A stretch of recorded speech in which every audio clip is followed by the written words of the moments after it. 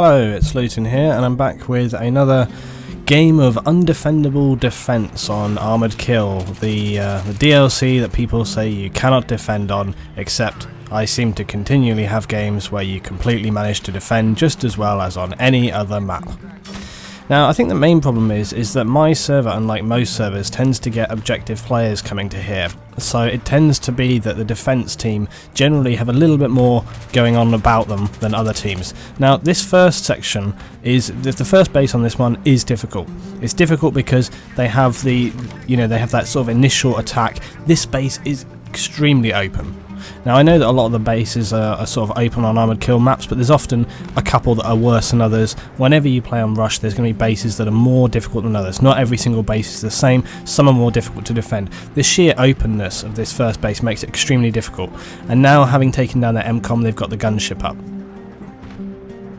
Now, the key really to the reason why we were successful on this map was because we had a good jet pilot. Not, astonishing, he wasn't superhuman or anything like that, but he did focus on the gunship. And we were constantly in communication. He was on the mic and he was on team chat. A lot of people that come to my server come on team chat either because they just want it or because they want to talk to me. Another thing to do is this. Now, a lot of people don't like when this happens. I personally hate when this happens. However, if you as an attacking team are slow enough to allow defenders to steal vehicles from you, then it's just going to happen, okay? Whenever you move on to a next base as an attacker, you need to be aware that there may be defenders around and vice versa and so on and so on. You need to clear them out. You need to clear before you move on. Clear and move, clear and move. Now, I was a bit annoyed in this game because I had no idea why. I mean, I was on the other side of the base when this got armed, and yet I managed to drive over and bloody disarm it. The whole of the rest of the team is over here. Look at them all around the base with tanks and stuff. How come I'm the person who comes over and diffuses that? Seriously. Anyway, regardless. So, we've got a huge amount of vehicles in this area right now. We've got these 4 tanks. One of the Blue Breezes picked up mine, so we really need to start getting organised. One of the biggest mistakes that defending teams make is that they do not get organised quickly enough, alright? You need to look at where other people are, you need to spread out, you need to mark your targets, you need to prepare for a defence, you need to prepare for whatever situations may arise. So, for example, we've got to think gunship, we've got to think tanks, we need to be spotting targets. We have a huge area here in which to cover. The benefit that we have on this base is that we have the bridge and the highway. This is a really nice geographical buffer point for us. It means that we can actually have a distance that they have to travel, which is not easy. This base is often a massively missed opportunity because defenders often fail to prioritise the right targets, they fail to spread out, and they often sit too close to the MCOMs. A huge standard, default mistake that defenders make is they sit too close to the MCOMs. I keep forgetting to make a video. One of my famous one of the best videos I made it before Battlefield 3 even was released. I made it when I was still playing Bad Company 2, and it's my tactic called the Golden Circle.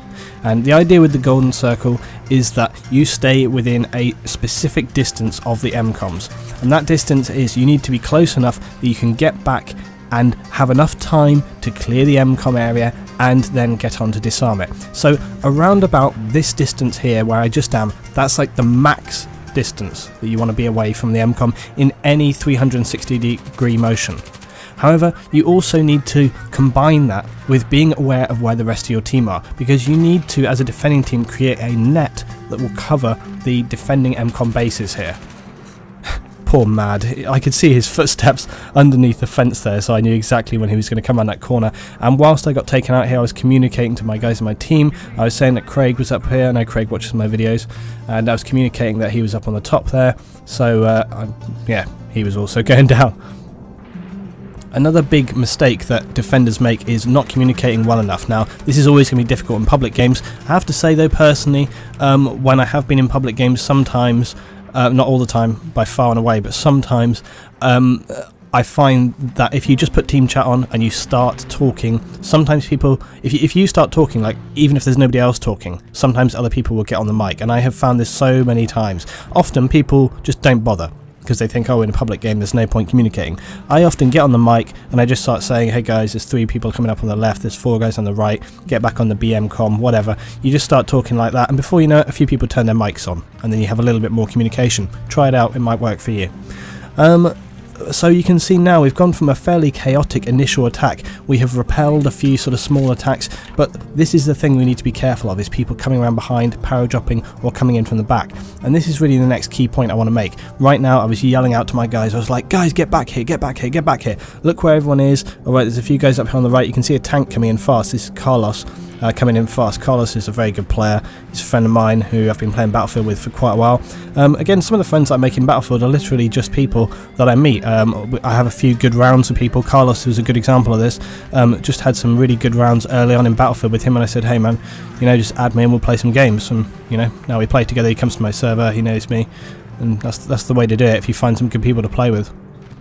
Anyway, so we got back on that. That was the thing as well, speed. This is a whole other video I want to make. I've got so many videos I want to make right now. People keep saying, I see people keep saying, oh, Battlefield's been out for ages. People are getting, you know, they're starting to find it difficult to think of things to make videos about. Seriously? I've got a list of videos. I'm frustrated because I've got so many videos to make. I haven't got enough time to make them all. I can't release the videos that I want to make quickly enough. Seriously. But one of the videos that I want to make is talking about speed. Not that speed, but actual literal speed. People are very bad in Battlefield at reacting and making choices. What I mean is that their reaction time to making a decision is bad, and you know, when an MCOM gets armed or when an enemy are flanking, people kind of dither around. Now, as soon as Domo knifed me when I was up on that roof, Domo's going by clan, and also you should take note of that for people that always say that I've imbalanced my my server or whatever. This evening when we were playing, I deliberately told some of my clan guys that I was moving them onto the other team so that we'd have some balanced objective players on both teams, and it really benefited. This evening that we played, we had some excellent rounds, and everybody really said that how much they enjoyed the games this evening. Anyway, it was obvious that this guy was going here. Curtis here, he was that guy up on that ridge. Now, he was not going to come straight to me. It was really obvious that he was going to flank and try and come up behind me, go for the knife, go for the kill in the back or whatever. So I was just preparing myself for him right there. Anyway, and again, that's another thing, try to outthink your enemy, because sometimes, you know, don't go for the obvious choice. If I was him, I would have stayed up there for a little bit and maybe just moved away completely, because he wasn't going to be able to kind of come around there. Anyway, so, right now, and then I get caught out here, shifter. I think he watches my videos too. But anyway, recon point. So right now I was saying, guys, we're having a major problem. My communication that I was giving to the team, I said there's a whole squad back here. They got recon points, you need to get back. Look at the minimap. Tanks coming back, 4 guys coming back. They're coming back to clear this area out. So they're reacting to that threat immediately. They're not wasting time. They're getting back onto that threat. They're dealing with it so that we can then get back onto the other things quickly. If you react to situations quickly enough, if you get onto targets and take them down, then the time that you've dealt with that means that you can clear it, move on to the next thing. But the longer that you take to react, the longer your situation will just fall and come completely out of control. It's so important in Battlefield to react immediately. I made a video a while back called The Space of 7 Breaths as well, and that was talking about making decisions. When you play, you need to make choices really quickly. Bit of a ladder fail there anyway, ladder guy. Yes, you need to make your choices quickly, and that really was the success of this round. We got back to the base, we moved around, spread out, defended it, marked targets, took down priorities, and reacted to situations, and that's really what won us the round, in combination with our guys who were working on the gunship, making sure that that was neutralised, and really what we were doing was neutralising those threats as they appeared and keeping in control. That's always going to be helpful, that's always going to make you win a defending round. And that's all I got for you on today on this one. I've got a few things coming up. By the way, air superiority. Air superiority is coming back. I'm going to have a video talking about that. Don't have any footage of sort of air superiority appropriate things right now, so I just wanted to mention that. But it's released for endgame. Air superiority is going to be coming in. Let me know your thoughts on that at the end of this one, as well as continuing to defend on armoured kill. Thanks for watching today, guys. See you very soon. Please, as always, rate and share. If you've not subscribed, maybe drop me a subscribe. See you next time for some more Battlefield and other bits on the way. Cheers.